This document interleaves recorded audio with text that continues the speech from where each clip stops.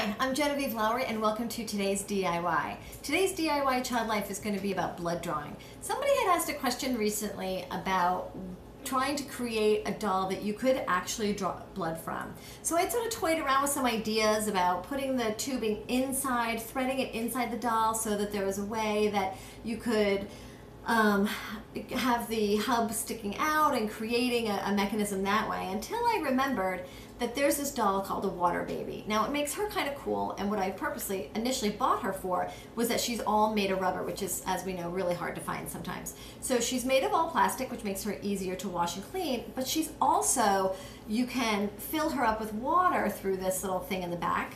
And I happened to fill her up with colored water, and I colored that water obviously red so that I could demonstrate blood drawing to a child.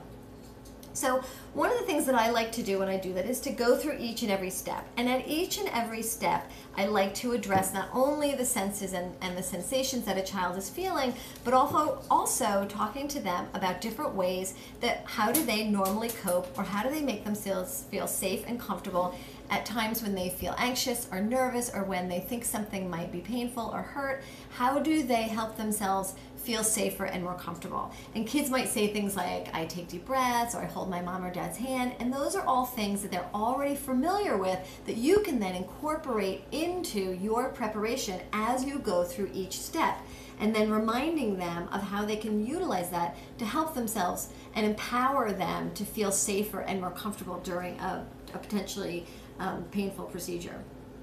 This also gives you the opportunity to talk about different positions for comfort, whether they want to sit up on their own, on their mom or dad's lap, whether they want to sit back to chest or facing their mom or dad in a comfort hold. So you can demonstrate that, and then also demonstrating for them during it how to maybe blow on a pinwheel, blow some bubbles, sing a song. And these are all things that you can incorporate so that when you actually do the needle insertion, you're encouraging the child to either do it if it is a child old enough to use an actual needle, or have that child hold the doll in the position and be the coach for the baby, so they get to really encourage the baby and support the doll while you're counting to 3, 1, 2, 3, and inserting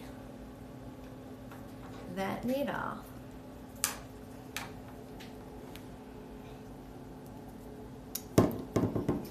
Which hopefully we can actually get, there we go, get some blood in there. All right, see how that happens? See how that works? And this can also lead to a really good conversation about why the doctor needs to look at the blood, where does the blood go, what they use it for, how blood is made in the body. It all kind of depends on the rationale for why they're taking blood from the child in the first place. So that can actually really help you to lead to a really good conversation about the reason behind why they're taking blood, or how blood is made and where it comes from. Then you can take the needle out, and that can lead to a good conversation also, or clearing up a misconception for children about that the body is an amazing machine and it just closes right up that hole. Put a Band-Aid over the doll, and letting the child know that the body can heal itself from that needle. And that's the end of our blood draw. So thank you very much for coming to today's DIY, and I hope to see you next time.